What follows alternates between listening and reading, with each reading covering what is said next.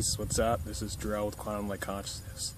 Today we're going to talk about integrating your higher self and communicating with your higher self and really becoming more in tune with that frequency of that higher version of yourself.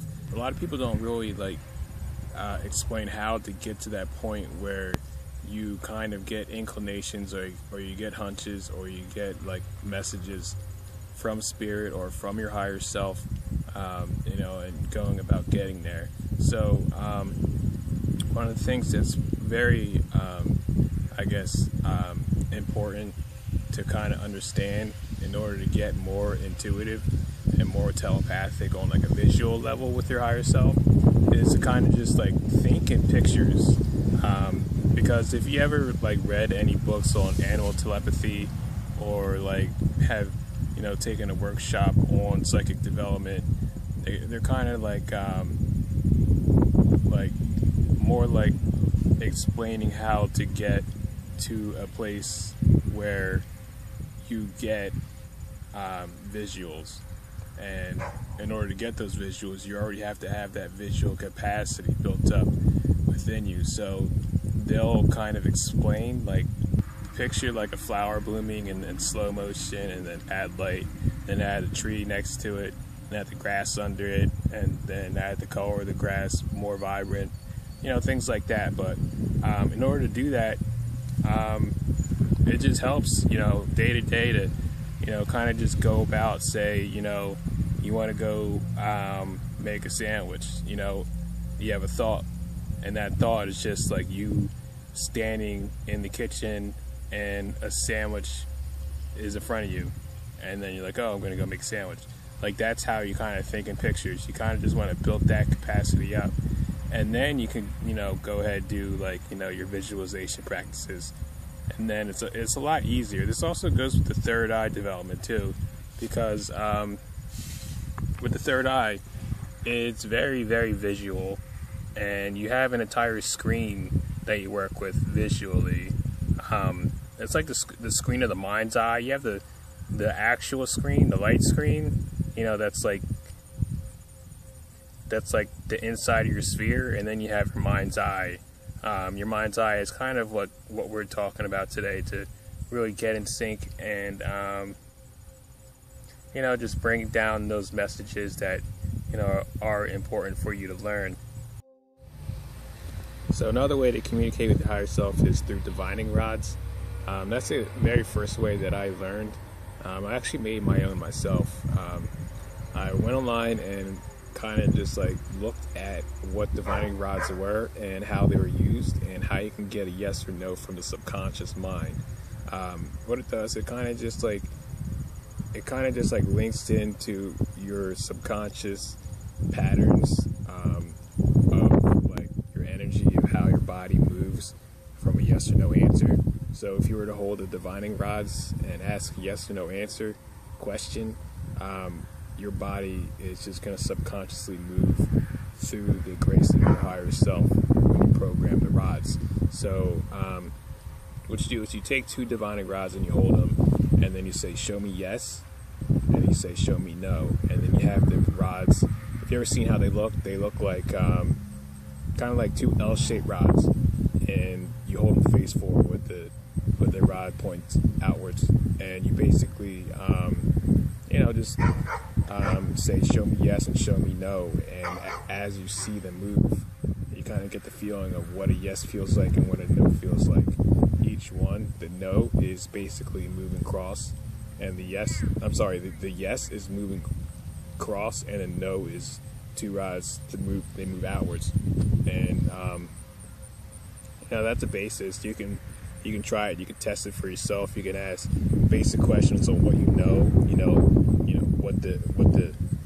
what the actual answer is for you. Then you can ask more serious questions and kind of just feel into it. Another way you can kind of communicate with your higher self is kind of you can play a guessing game. If you have time, whatever, if you want to kind of just hone your psychic abilities and get in tune with your resonance on a higher frequency, you can play like a phone app where you download and then blindfold yourself and kind of just like tune in to what the answer is and then guess based off of your higher self guiding you. You know, it could be your higher self or lower self, like your inner divine child self, inner child self, you know, because it's kind of like a playful thing, you know. So good apps for that are like guessing, like number apps or shapes or color apps, or you could just download a kid's app and then blindfold yourself and do it that way. That just increases your claircognizance by like a lot. You can do that. You know, it really is up to you how far you take it, but you know, when you're dealing with like frequencies and higher selves and, you know, like beings like you know, who like either will test you or maybe like some outside being who has no, you know, benevolent cause for you, you kind of just want to protect yourself and make sure that you're dealing with beings that come from a space of unconditional love. If the being that you feel is around you is not radiating unconditional love, you just make sure that they're not going to be around you anymore, and you know, just basically tell them to leave. So but yeah, when you're dealing with beings who, you know, are around you, you know who they are. Again, like if they're your higher self, they're you. So they basically can layer over your body and, you know, be with you throughout the day. So it's like, you know, you are your own manifestation of kind of like the finger of God here on the planet. So you know, what you want done, you know, how you want your life to look like, and you like, you know, how deep into your own life experience you want to go is up to you. You know, you could walk around, you know, as like a being who could, you know, see through dimensions if you wanted, you know, if you worked on yourself hard enough. Or you could, you know, walk around and, you know, be a being who's super, super creative and kind of just channels their inner child and is an amazing artist. You know, it really depends. And it also depends on, you know, your goals and your intention for developing spiritually and psychically. So another way to be in tune with your higher self is really to shift your frequency and be in that shift congruently. Now when you hear the words frequency shift, you kind of think like, you know, I don't know, like you might think like you have to like embody some type of spiritual person type deal, but it's really not. You know, you kind of just change your diet, you change your thoughts, you know, the frequency of your thoughts, because frequency is only really energy. And the end goal is to make space for your higher self to, you know, fit inside, you know, your body, you know, and kind of like, you know, be with you when you need your higher self. So it's like, you want to make sure that your body is clean and has, you know, the working order and can fire up the chakras when, you know, you need be. Say you want to channel. You're going to have to be able to hold that frequency for a while. So to get there, it's kind of like you have to work out, you know, you have to be clear emotionally, and you have to know your own energy. And after that, you know, you can bring down messages starting off, and then when you have that channel open, you know, the channel kind of just, you know, you can open it whenever you want. And then, you know, you're getting messages throughout the day, either, you know, clairaudiently or clairvoyantly, you know, through your third eye. So the thing is, when dealing with beings that layer over your body, is knowing like who is around you and who is apt to kind of just like hop, you know, into your vessel and like know what they feel, you know what their frequency is, what they feel like, and how they speak. It's like like the fifth dimensional version of you is like a perfect carbon copy of you if you were like in incredibly good health all your life, and you kind of just like worked out every single day of your life. Like you had a perfect smile that like beamed from ear to ear, and you just never had like a bad experience happen to you ever. You know, the way I kind of connect with my fifth dimensional self is just knowing that he exists as a preeminence, as a being who skips through timelines to the self in 3D who is most resonant to the highest of reality. I've actually had dreams where I'm my fifth dimensional self and I'm skipping through realities and seeing what I'm doing in 3D. And like sometimes, you know, if I'm having like a bad day or something, I get like the fifth dimensional overview of that and how I would think in that frequency. Like, oh, he's not ready yet, I'll come back. You know, it's kind of like that, you know. Right now it's totally different, you know. It's kind of like my fifth dimensional self is around all the time. All the time. And you can call your fifth dimensional self in, you know, whenever you need them, because they're always there. As long as you know your core resonance and you know your core frequency, when you call your higher self in, your frequency is going to shift, and then you'll feel that, and then you'll be able to discern that, and you'll be able to know what types of energies are you and what types of energies are an extension of you as your higher self, and then understand that as you go up in density, the energies only get more intense.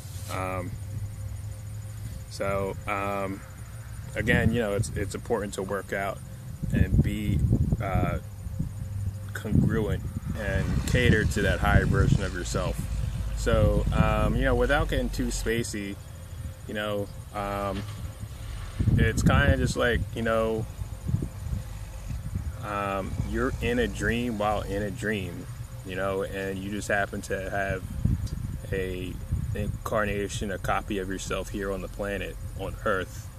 So it's like you've woken up in the third dimension as a copy of yourself in the physical, but like you also exist in a cosmic version of yourself as a multidimensional being from another planet, another star, as a pure light being, preeminently. So it is a huge shift to kind of get your mind around, and once you do, it's probably the greatest thing you could possibly do for yourself on a state of existential awareness, because you know, nothing can hurt you. Like nothing can, you know, stop you, like energetically, physically, emotionally. Like once you have like a person who is you from a higher density, you know, layered over you, you can go into the darkest parts of the planet and, you know, just understand that you've always got your back, you know. It's kind of crazy because like people who aren't awake and who are unconscious, you can walk around your light body layered over your physical body, and their unconscious vessel will kind of just stare. They'll just stare, even if they're like staring through a wall, like they'll stare at you, and even though they can't see you, but you can see them, they'll stare at you. Like they're unconsciously staring, because like whatever is like controlling whoever is in their suit is kind of just like looking at like the being who kind of like has woken up. It's crazy, you know. Just being able to stay in that shift of frequency is basically like you being aligned with your higher self, because your higher self is kind of like already there. You just want to catch up to your higher self and be there with that being, because it's really just like, it's something that you can kind of get used to afterwards. You know, you wake up, say you had a bad dream, you wake up and you just call your higher self in, and your higher self is in your body, and then, you know, you're basically clearing your space, you know, immediately. Or say you have to deal with people who you don't want to be around energetically.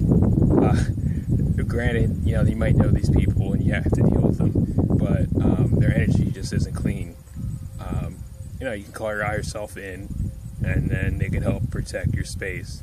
But, you know, it's just kind of like being on a visual level, you can do things to help facilitate that type of communication, as well as on the physical level, to, you know, keep that alignment clear and open.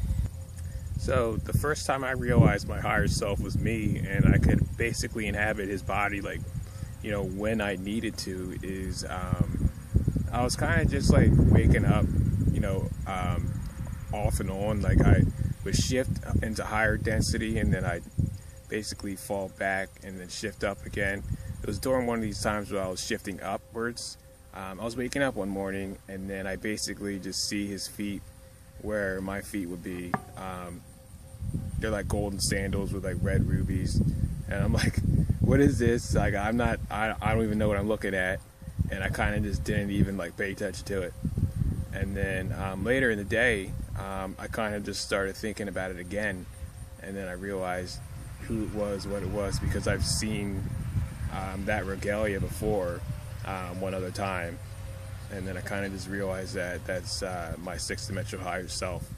And you know, it's pretty cool to have an actual relationship with your higher self. You know, it's kind of just like, you know, what the blog is for here is to get you in tune with your fifth and sixth dimensional higher self, and you know, just move forward and, you know, staying clear. So if you guys would like a session, I'd be happy to help you guys out at quantumlight.net. I do healing and intuitive coaching. And also, if you like this video, don't forget to like, share, and subscribe. Thanks so much.